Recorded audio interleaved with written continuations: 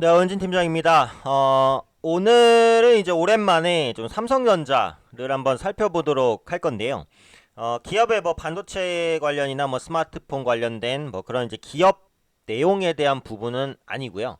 이게 이제 생소하실 수도 있어요. 많이 알려져 있진 않거든요. 그런데 거래소에서 작년 11월에 이런 규정을 정해놓은 게 있어요.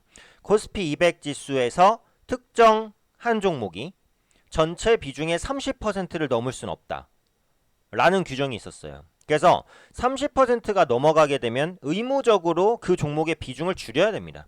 그 종목의 비중을 줄인다는 건 뭐예요? 그 종목에서 매도가 나올 수 있다는 거거든요. 근데 삼성전자는 국내 시가총액 압도적인 1위 기업입니다. 그쵸?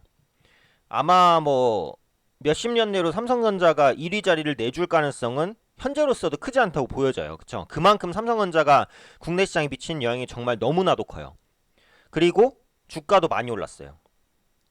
그러다 보니까 최근에 이제 주식시장에서 차지하는 비중, 그러니까 코스피 200에서 차지하는 비중이 30%대까지 거의 왔단 말이에요.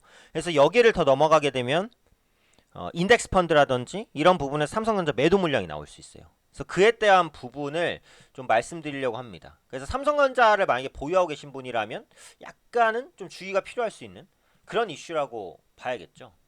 그러니까 이게 그 한국거래소에서 작년 11월에 코스피 200 지수 내 한 종목이 비중 30% 초과 시 비중 축소가 필요하다는 거예요.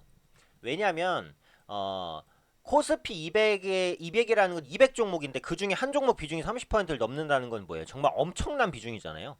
그 종목 하나에 따라서 지수가 움직이고 코스피가 움직여 버린단 말이에요. 그러다 보니까 이거 한 종목에 너무 과도하게 비중을 주면 안 되겠구나. 한 종목에 휘둘리는 걸 방지하기 위해서 이런 그 법을 이제 제정을 해놓은 상태예요. 그래서 이제 보시면은 올해 6월부터 이게 적용되고 있어요. 지금도 적용이 되고 있는 거예요. 그래서 위험 분산 효과라든지 수급 쏠림 현상, 위험 분산 효과가 감소하겠죠, 그렇죠? 한 종목 비중이 너무 크면 그리고 수급 쏠림 현상이 발생할 수 있다는 부분, 한 종목의 등락이 지수 전체를 좌지우지할 수 있다는 부분 때문에 삼성전자를 초과하면 비중 축소가 불가피한데 지금 거의 30% 정도 된단 말이에요. 그래서 여기서 삼성전자가 만약에 더 주가가 올라가게 되면 자산운용사에서 삼성전자 비중 축소가 불가피하단 말이에요. 그리고 삼성전자가 조정을 받으면 어떻게 돼요? 인덱스 펀드 혹은 지수를 추종하는 펀드 혹은 국내 시장 펀드 중에 삼성전자를 안 담은 펀드가 많지 않거든요. 그러면은 그 펀드의 수익률도 하락하겠죠. 그죠? 그래서 이게 9월 초 정도만 해도 삼성전자가 코스피 200 지수에서 차지하는 비중이 27% 정도였어요. 근데 최근에 이제 주가가 어때요? 많이 올라갔기 때문에 그 비중이 30% 육박한 수준까지 현재 주가가 왔다는 거예요. 그래서 지금 상황에서는 이제 삼성전자에서 물량이 안 나오려면 둘 중에 하나가 돼야 돼요. 삼성전자 주가가 조정받거나 오늘 조정을 받는 게 이런 이유도 어느 정도는 포함될 수도 있어요. 그러니까 삼성전자가 많이 올라가게 되면 물량이 나올 수 있다는 우려감이 커질 수 있는 거잖아요. 그렇죠? 그래서 어쨌든 삼성전자가 조정을 받거나 아니면 코스피가 올라가야 됩니다. 코스피가 올라가면은 삼성전자 비중이 줄어드는 거잖아요. 삼성전자를 제외한 다른 종목이 올라가서 코스피가 올라가면 삼성전자가 코스피 200 내에서 차지하는 비중이 줄어드니까 역시 매물이 나올 가능성이 적은 거예요. 그렇죠? 그런데 이걸 반대로 보면 어떻죠? 코스피 200 지수는 이제 뭐 상승한다고 하더라도 그것보다 삼성전자가 더 큰 폭으로 올라간다. 근데 이건 반대일 수도 있어요. 삼성전자가 조정을 받지만 코스피 200이 더 크게 조정을 받았다.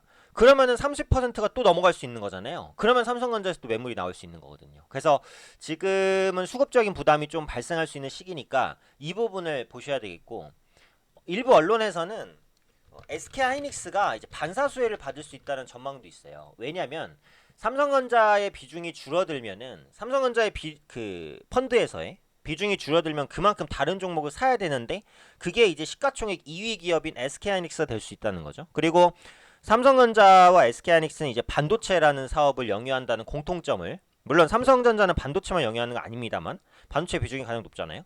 반도체 사업이라는 공통점을 가지고 있기 때문에 삼성전자에서 줄인 그 비중이 SK하이닉스로 올 수 있다라는 분석도 있어요. 그러니까 이 부분도 참고하시면 되겠죠.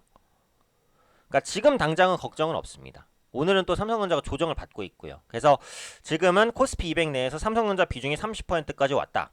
근데 코스피 200에서 한 종목 비중이 30%를 초과하면 그걸 30% 이내로 맞춰야 하는 규정이 있다. 그에 따라서 삼성전자가 여기서 더 크게 상승하면 삼성전자의 매물이 나올 가능성이 있다. 그 경우 SK하이닉스가 반사수혜를 입을 가능성이 있다. 네, 이 정도만 개념을 가지고 삼성전자를 신규 매수하거나 아니면 보유하고 계신 분들은 이런 전략들을 좀 참고하셔서 대응하시면 좋지 않을까 말씀드리겠습니다.